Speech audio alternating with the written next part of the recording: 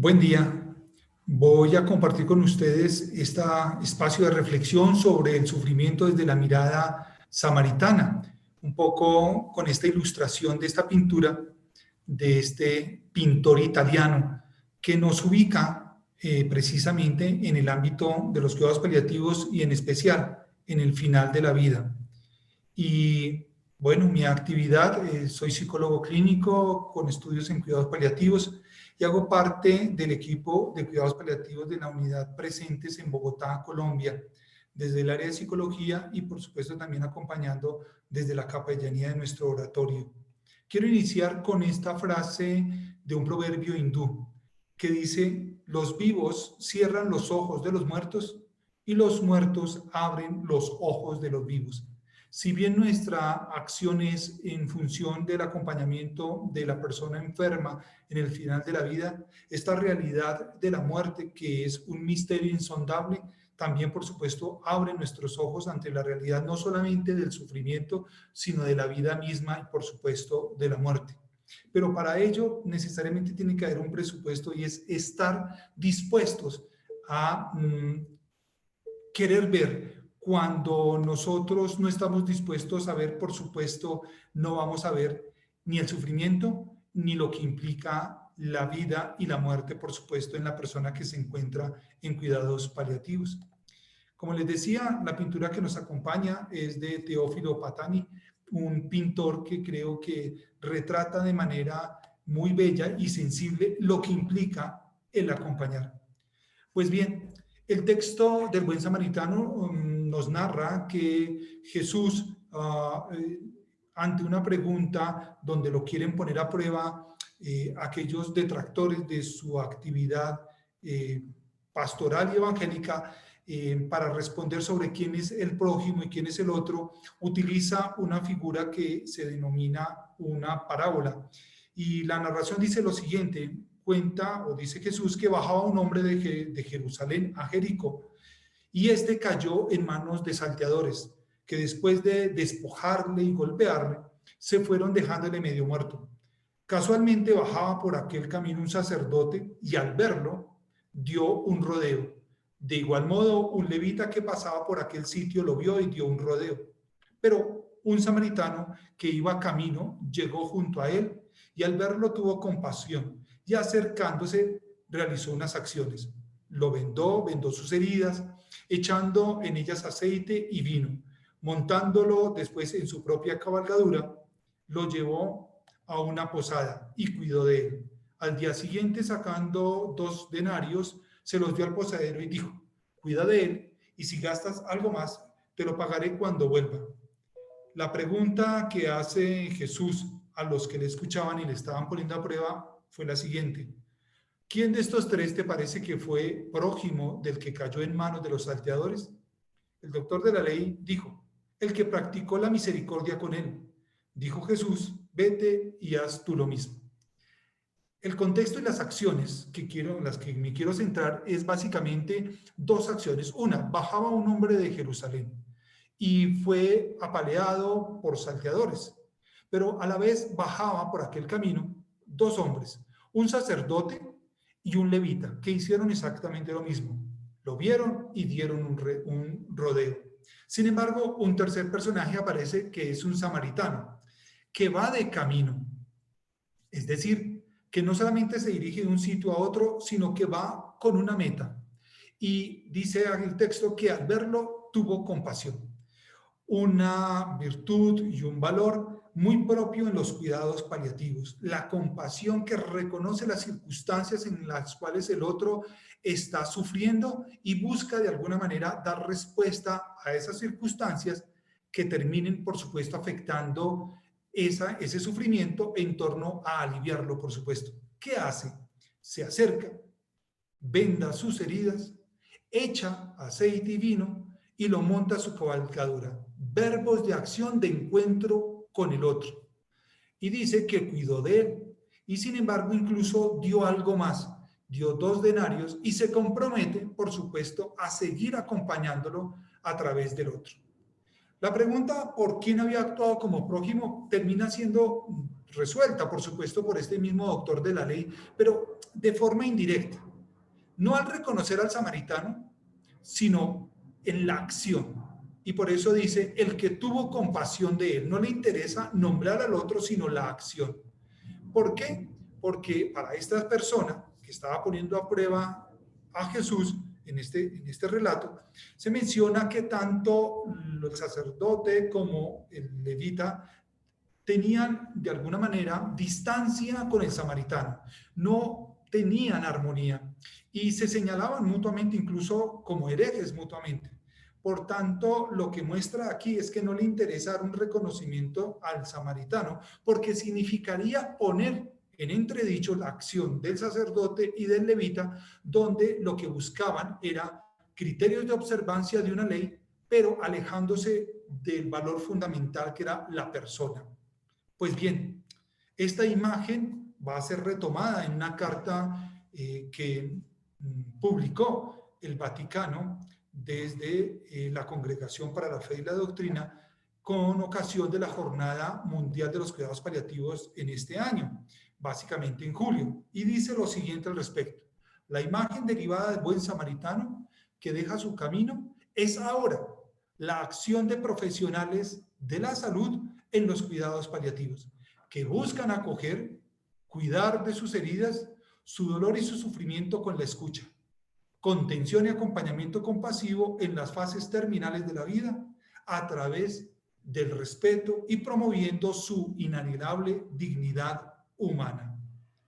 Eso significa que en el contexto de los cuidados paliativos, la salud y la enfermedad son parte integral de la vida. Nos acompañan a lo largo del proceso biológico y de las interacciones con el medio ambiente y con la sociedad. Salud y enfermedad hacen parte de la realidad del ser humano. Sin embargo, centrándonos en el concepto que desarrollo en esta charla, el sufrimiento es la forma en que la persona percibe la salud y la enfermedad, pero es un fenómeno complejo y particular de cómo reacciona en conjunto y enfrenta la situación en cada dimensión de su vida. Es decir, que el sufrimiento cobija la totalidad de la persona, todas las áreas de ajuste, desde los síntomas fisiológicos como el dolor, el tema de la disnea, la impactación intestinal, por ejemplo, las escaras que se pueden producir por las zonas de presión, pero también los síntomas psicoemocionales, como el miedo a la muerte, el miedo a la incertidumbre de no saber qué va a suceder en este proceso evolutivo de la enfermedad, la ansiedad, la ira, la depresión o necesidades espirituales o ligadas a los sentimientos de culpa, de perdón, de paz interior, o incluso también las demandas sociales que hay alrededor frente a los roles que ha tenido la persona. Por tanto, la enfermedad se vuelve amenazante para la vida y en ese sentido el sufrimiento aumenta. No es una enfermedad cualquiera, es una enfermedad que nos pone al límite, que nos va a mostrar tres elementos fundamentales. El primero, que somos sensibles y como somos sensibles somos vulnerables, pero nos damos cuenta que no tenemos control de las circunstancias, ni de la enfermedad, ni del proceso, por supuesto, que se está dando en términos del ambiente incluso sanitario. Pero también nos muestra un elemento fundamental y es la finitud. Pues bien, este estado de perplejidad de la salud que surge de la enfermedad está asociado a tratamientos, por supuesto, complejos. Y en esa medida en que aumenta la complejidad de los tratamientos o de las acciones médicas, ya no en función y en dirección de la curación, sino de la sanación, aumenta, por supuesto, el grado de sufrimiento y de incertidumbre que tiene el paciente. Finalmente, la enfermedad nos pone al límite de la existencia. Al final de la vida, acompañada de una enfermedad, se torna en una nueva experiencia existencial. Yo he pensado al respecto siempre que la profundidad y la totalidad de la vida, cuando se vive hacia el final, sobre todo en el periodo de la enfermedad, es tan abundante que incluso la persona enferma, en una condición de enfermedad que lo tiene probablemente postrado en una cama, en una unidad, en un hospital, desarrolla una sensibilidad de interioridad consigo mismo, donde la vida tiene una dimensión de tal profundidad que es una experiencia tan intensa y tan total, que es la que permite, por supuesto, girar la mirada hacia atrás y tratar de pensar y ver cómo es que he vivido y cómo es que quiero vivir ahora el tiempo que me reste, por supuesto, y no tanto en función de cuántos días me quedan, sino en función de cómo voy a vivir hasta el final de la vida como tal. Estas reflexiones, emociones y sentimientos están presentes y actúan de manera diferente consigo y con los que nos rodean. En gran parte, este sufrimiento es pasado por alto en los ámbitos sanitarios cuando el cuidado se centra en la enfermedad y no en la persona, cuando lo importante es la medicación o titulación y no el sufrimiento, no la necesidad más profunda. Es decir, que cuando la relación es médico-paciente es una relación centrada básicamente en qué puedo yo hacer por tu dolor, por tus síntomas como tal, pero es una relación de, llamémoslo de asimetría, donde el profesional está por encima del paciente. Pero en los cuidados paliativos y desde la visión de los hospices, lo que se promueve es una relación de igualdad, es una relación horizontal, donde en cada paciente hay un médico y donde en cada médico o profesional de la salud de un equipo de cuidados paliativos se encuentra un enfermo, es decir, una relación donde hay una devolución de entregas. ¿Qué significa eso? El paciente aprende del médico y el médico aprende del paciente. El profesional le aporta al paciente y el paciente también le aporta al profesional, porque es una relación de persona a persona, más que una relación de un profesional con un paciente. En ese ámbito, pues tenemos que hablar del dolor, por supuesto, como esa sensación molesta y aflictiva, desagradable en el cuerpo, ya sea producto de un factor externo, de un evento externo, o por supuesto de un deterioro orgánico a nivel interno, por supuesto. Pero el sufrimiento que está ligado, no en todas las ocasiones, lo sabemos. Hay pacientes cuyas patologías no revisten dolor, como la distrofia miomuscular, por ejemplo, o otras que, por supuesto, esa patología está asociada al dolor intenso, como en el caso del cáncer. Y allí, tanto en el uno como en el otro, aparece el sufrimiento como esa percepción. Y está asociado, por supuesto, a un estado de estrés. ¿Desencadenado de qué? ¿Por qué? Por la enfermedad, pero que percibe la persona que hay una desintegración de sí mismo y se siente amenazada, por supuesto, y está relacionado con el ámbito emocional y social, por supuesto, porque el sufrimiento está consigo y con el otro. Es la consecuencia dinámica y cambiante de la enfermedad, por supuesto, pero también de la percepción. Y en ese proceso del sufrimiento, pues es que viene todo el trabajo de un equipo de cuidado paliativo que lo que busca es soportar, aminorar, aliviar el sufrimiento dentro de esa categoría de aceptación, que a veces podemos pensar que se convierte en unos pasos técnicos y no en una relación de mutuo encuentro con el otro, de identificación de aquello que para la persona es amenazante, los recursos que posee y cómo podemos nosotros ayudarle a transitar en esa variabilidad de la enfermedad, donde habrán días buenos y días menos buenos. Y en ese sentido, el sufrimiento nos confronta con la pérdida de control, un control que no tenemos.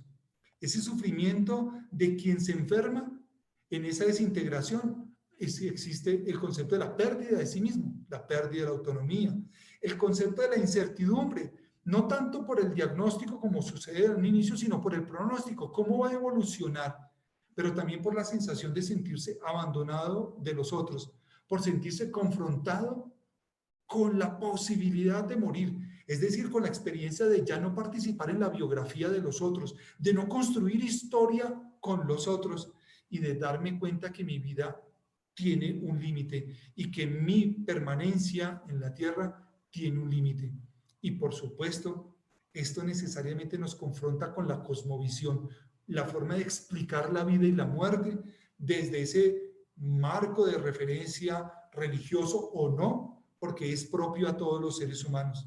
Recuerdo en este momento un texto interesante que se llama, o que tiene por título, Introducción al ateísmo, y su autor plantea allí, Comte, cómo todos los seres humanos, como desarrollo desde la filosofía griega, el desarrollo del espíritu humano desde la razón, que busca resolver necesidades, es capaz de entender cómo ese ejercicio de la razón, de ese espíritu humano, termina convirtiéndose en espiritualidad, un ejercicio de reflexión que busca respuestas a sus necesidades más personales y más profundas. Por tanto, la espiritualidad no tiene que estar ligada al concepto de la religión, no son opuestas, pero por supuesto se integran, se relacionan. Y desde allí el concepto de la espiritualidad pues va a permitirle tanto a personas que tienen una confesión religiosa o no, poder preguntarse por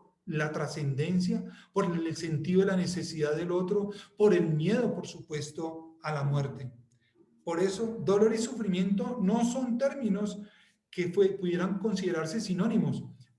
Son distintos, pero por supuesto se relacionan. Y sobre todo, se hacen más vividos en la proximidad de la muerte frente a lo vivido, la experiencia de mi relación con los otros. Y en ese sentido, también tenemos que decir que las intervenciones frente al sufrimiento y al dolor no pueden ser solamente referidas a esas respuestas fisiológicas, sino también emocionales, espirituales que vive la persona. En síntesis, al respecto podríamos decir que la enfermedad nos interpela sobre nuestra fragilidad, que les comentaba antes, esa sensibilidad y vulnerabilidad, esa pérdida de control que tenemos y la finitud. Para ello necesitamos una condición para acompañar en el sufrimiento, la escucha. Siempre hemos escuchado hablar de la escucha activa, pero la escucha, si viniéramos a verlo desde ese proceso ontológico, escuchar es validar el habla del otro, es decirle que yo le confiero sentido a lo que decimos o lo que el otro me está diciendo. Le estoy diciendo que eso que me está expresando, ese otro que es un igual a mí, que no es distinto como ser humano, merece ser escuchado, merece ser valorado, merece ser tenido en cuenta. Por eso es que surge todo ese desarrollo también en la psicología, sobre todo desde la terapia dialéctica, que desde ese trabajo que ha hecho interesante Marshall Ellingham, es la validación emocional de lo que escucho en el otro, porque finalmente esa escucha y esa conversación tiene un carácter relacional como tal. Por eso el habla es un actuar, el habla no es una acción pasiva, es una acción dinámica que permite transformar la palabra en la escucha y el silencio, que es equivalente, termina transformando la realidad. ¿Por qué? Porque nos permite describir una realidad o crearla. Podríamos describir una realidad si estuviésemos viendo una ventana en este momento y pudiésemos decir que el firmamento está cerrado o está nublado o está abierto y está soleado, y estamos describiendo una realidad, pero también podemos crear una realidad con la palabra. Por eso en la escucha, cuando el paciente nos describe lo que siente, lo que vive, lo que piensa o su ambigüedad, está tratando de crear una realidad para que yo la pueda comprender. El enamorado que le dice a su novia que le ama, que quiere compartir el resto de su vida, que sueña con una casa cerca a la playa o en la montaña, que tenga tantos cuartos donde van a compartir, sembrar, etcétera, está creando una realidad. Por eso la palabra, el hablar, transforma, y transforma porque yo describo o creo, y lo que me permite conocerlo es la escucha. La escucha, por tanto, y la palabra no es inocente. La palabra nos habla de la intimidad. De allí que la única manera de conocer el mundo interior del otro es a través de la escucha. Y la palabra y el silencio están relacionados, son equivalentes. A veces podríamos pensar que solamente puedo conocer el mundo interior desde la palabra y lo que yo le tengo que decir es la palabra, pero el silencio es el habla del alma humana. El silencio no es la ausencia de sonido, es el asentimiento de la escucha del otro, de la realidad del otro. De hecho, si hay algo que confronta y es una habilidad que exige de nosotros un gran trabajo personal es aprender a estar en silencio con el paciente, a hablar en el silencio. Podría parecer esto paradójico, pero hablar en el silencio con el otro es la presencia. Y muchas veces nuestros pacientes, en su ánimo, no están para hablar, pero están para escuchar, están para compartir. La presencia del otro, por supuesto. Para conocer el sufrimiento, les decía, hay que primero escuchar. Cuando se escucha, reconocemos al otro como un interlocutor válido, un interlocutor que me revela su malestar, su sufrimiento, la forma en que percibe lo que está sucediendo, el abandono, la soledad, el dolor, la dificultad para comer, la sensación, la percepción frente a la desnudez, la utilización del pañal, etcétera, y todo eso es el acontecer de él y cómo su acontecer también me toca a mí, por supuesto. Y esto termina siendo un elemento fundamental en la esencia de los cuidados paliativos, frente a esa contención emocional, espiritual, pero también del reconocimiento de lo que implican los síntomas. Experiencias tan difíciles como el de la impactación fecal, donde el paciente lleva varios días sin poder, por supuesto, evacuar, y el dolor abdominal, la distensión, pero además de esos síntomas de carácter fisiológico que pueden estar asociados al dolor por la distensión abdominal, los cólicos que puedan tener, el tema de tener que verse expuesto a recibir un edema vía rectal, no tanto el oral, porque puede ser asociado como cualquier otro medicamento, pero el hecho de sentir que su intimidad está siendo expuesta es fuente también de sufrimiento. Por eso habría que decir, como Cassel en 1982 va a decir una frase que a mí siempre me ha llamado la atención y es muy humana: los que sufren no son los cuerpos, son las personas, y en esa medida el eje de nuestra acción son las personas. ¿Quién es el centro? Pues el centro es la persona enferma. Esa es la visión integral, no la enfermedad. El núcleo como tal es la persona, porque la persona es la que se sufre o la persona es la que se duele. Digamos que hay unas preguntas que quisiera con ustedes compartir en función de lo que estamos conversando. Y es, ¿cómo quisiéramos que fuese atendida nuestra enfermedad que está ahí, agazapada, aguardando dentro de nosotros y que no avisa? Y que siempre aparece en el momento más inoportuno, rompiendo proyectos, desajustando hábitos, cambiando maneras de vivir. Por tanto, si lo vamos ligando a los cuidados paliativos, el problema no es si nos gustaría morir o no, sino cómo nos gustaría no morir. Brouwer, en alguna oportunidad, este médico del Andersen, preguntaba a médicos, estudiantes, y haciendo una encuesta sobre cómo no le gustaría morir. Y respondían muchas cosas, por recuerdo en este momento 3. No me gustaría morir con dolor. No me gustaría morir con asfixia. No me gustaría morir solo.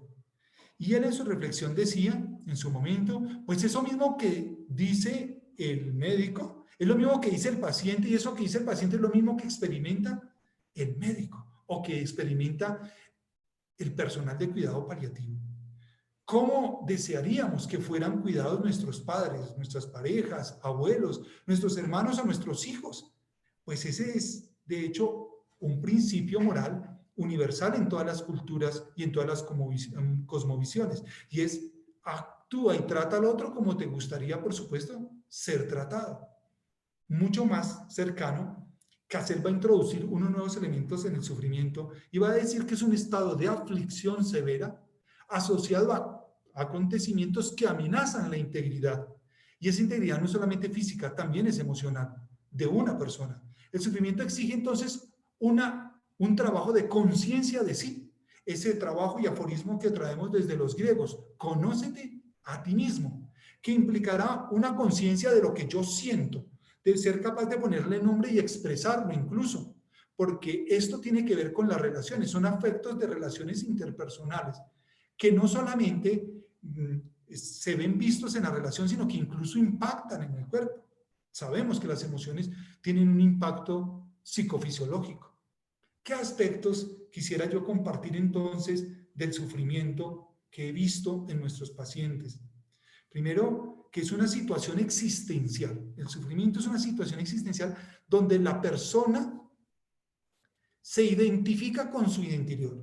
Es decir, el sufrimiento es interno, es personal, que está asociado a emociones, o a la ansiedad, a la tristeza, a la frustración, a la impotencia, pero que es importante reconocer esto, que no es detectable fácilmente por el observador si no para, si no escucha y si no observa.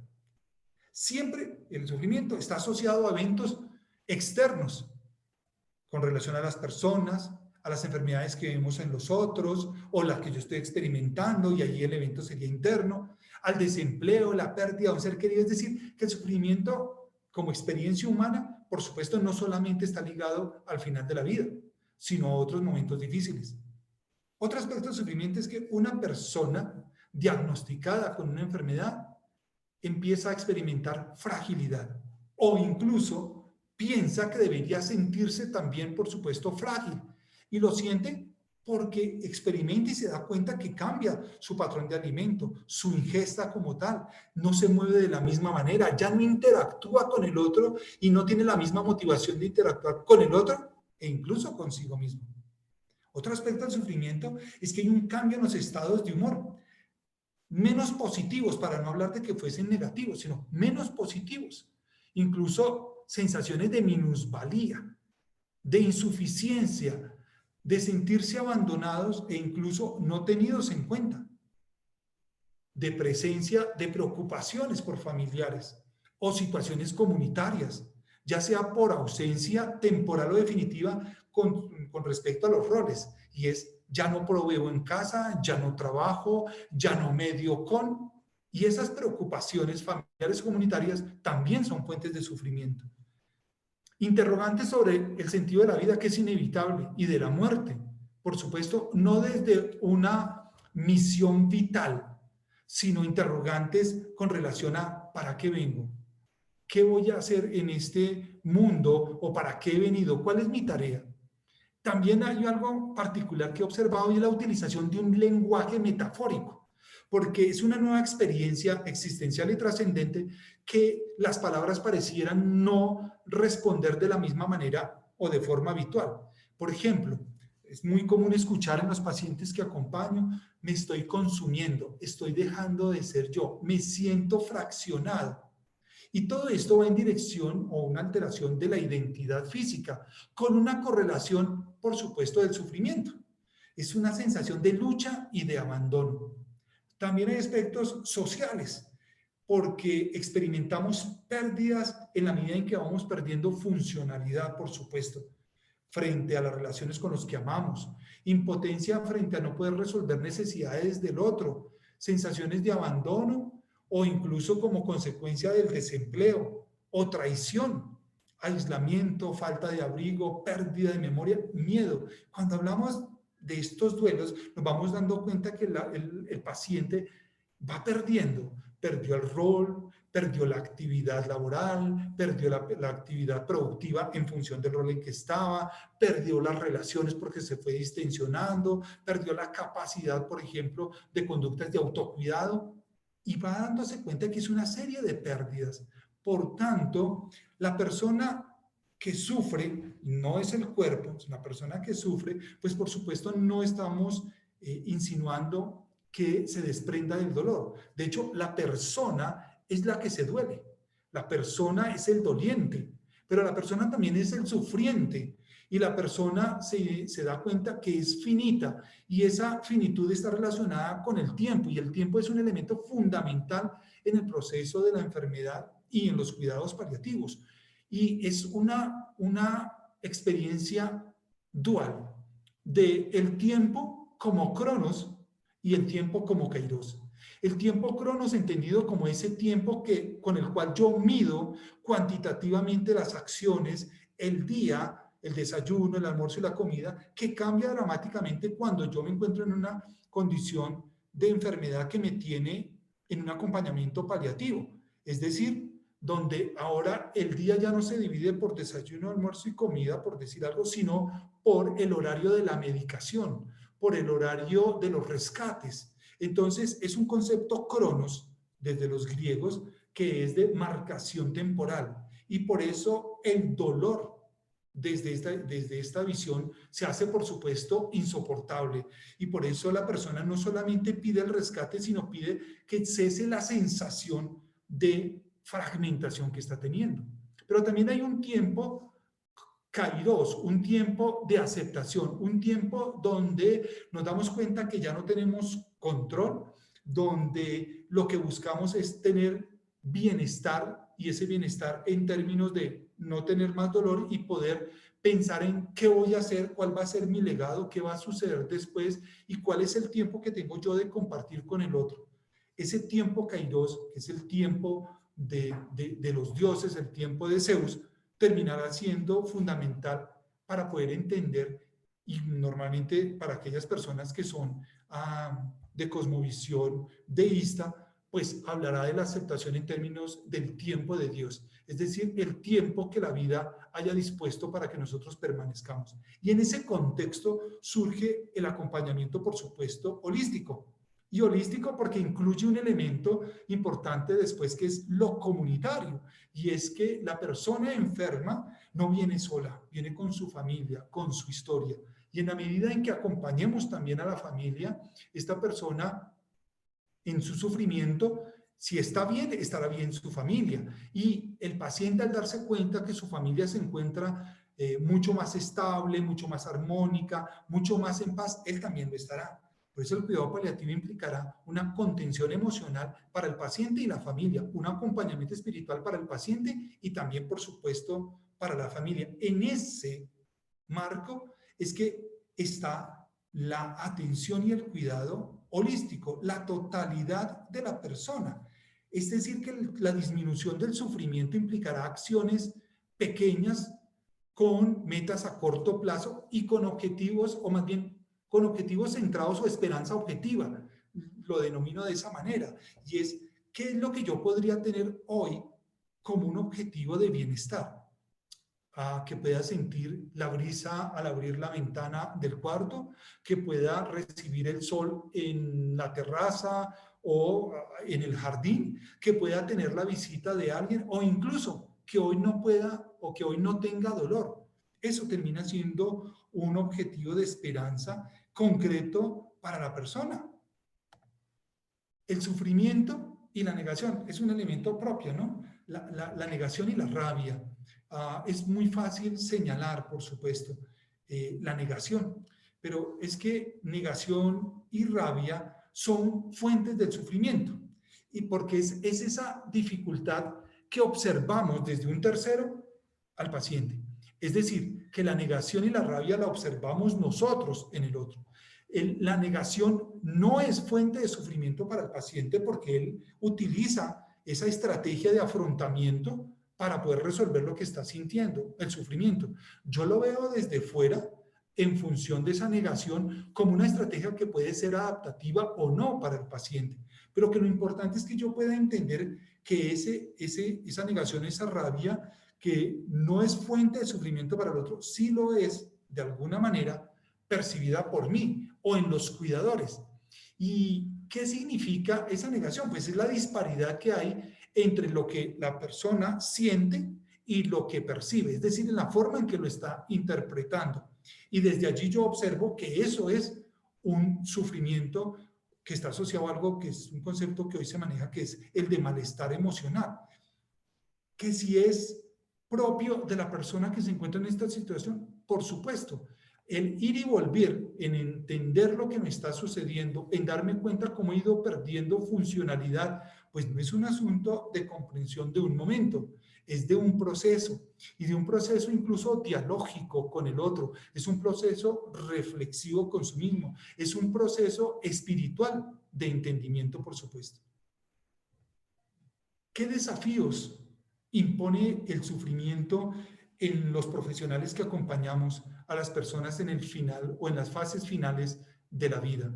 Pues implica un desafío de trabajar, apropiarnos y visualizar que debemos tener sensibilidad y capacidad de escucha. Creo que es lo primero. Capacidad empática con la historia personal del paciente, en escucha y no en juicio, de confianza y habilidad para convertirnos en amigos de los otros, en hacerle ver que no es un paciente, que es una persona con la que yo me encuentro en la sacralidad del cuarto. Es decir, pienso que el espacio del cuarto del paciente es un espacio sagrado, donde debemos entrar descalzos, es decir, donde debo dejar mis prejuicios, mi forma de ver el mundo, mis propios valores, para entrar a conocer los valores, la cosmovisión del otro y desde allí poder dialogar. Eso implica que debemos ser personas abiertas y flexibles, con cortesía y amabilidad, porque es un momento de profundo reconocimiento por el otro, de capacidad de aceptar el rechazo sin sentirnos nosotros ofendidos, de prudencia y discreción, de disponibilidad y prontitud, de capacidad, y esto creo que es importante, de contacto físico con el paciente. No hay nada que pueda favorecer más el encuentro con el otro que el contacto físico. Sé que hay algunas culturas donde el contacto físico es muy cercano y otras más distante. Sin embargo, en la enfermedad, el contacto físico, el tomar la mano, el simplemente poner la mano sobre la cabeza, es un signo de cercanía con el otro. Por supuesto, esto no se hace solo, se hace dentro de una visión de equipo interdisciplinario para decisiones transdisciplinarias, porque el centro es la persona, no la enfermedad. La actitud y presencia del equipo hacia las familias y los pacientes, me acaban de escuchar, debe ser de estar descalzo, respetando delicadamente el momento, el descanso, el trabajo en su habitación, las tareas de limpieza, incluso el silencio como forma de encuentro con el otro. Puedo decir que el sufrimiento, para cerrar, me ha permitido un ejercicio de reflexión traducido al final de mi vida, al final del día, en una oración. ¿Qué he aprendido yo en el contacto con el otro? Y ha sido esta: Señor, ayúdame a ser un buen enfermo. ¿Qué he observado cuando voy a la habitación de un paciente? Que a veces los pacientes, está su sufrimiento, está la dificultad del proceso, que pueden terminar siendo personas difíciles, de reacciones duras, de señalamientos, de conducta demandante. Y eso hace que incluso su relación con su familia o el equipo sea difícil. Hay una frase que utilizamos aquí en Colombia y es que le hace la vida a cuadritos al otro. Y desde allí, por supuesto, la visita se hace más difícil. Pero hay otros pacientes donde entramos en sus habitaciones y nos encontramos con personas sonrientes, amables, incluso con frases positivas hacia nosotros o de invitación a cuidarnos y a vivir la vida con pasión, a pesar de vivir profundos dolores o de estar mucho tiempo limitados. De tal manera que cuando salgo de esas habitaciones, salgo lleno de vida, incluso diciendo no me puedo quejar de mi propio dolor, porque al lado del dolor de esta persona o de su condición, que es mucho mayor, por supuesto, a la mía, yo debería ser mucho más resiliente. Y entonces, traducido a mi propia vida, también pienso en, oye, ¿cómo puedo yo ser un mejor enfermo y no una carga para el otro? Y al final, también lo he visto en pacientes, y es como la posibilidad de poder acompañar y estar en ese momento del final de la vida con los pacientes ayuda a la paz de ellos y sus familiares. Y por eso mi segunda petición es: permíteme morir rodeado de los seres queridos que tenga, los que dispongas. Puede ser ni siquiera familiares, sino personas que han estado acompañándome para morir en paz. Pues bien, el sufrimiento como condición humana también es la posibilidad de reflexión personal y un acto humanizante para con el otro y un desafío de humanización propia. Muchas gracias.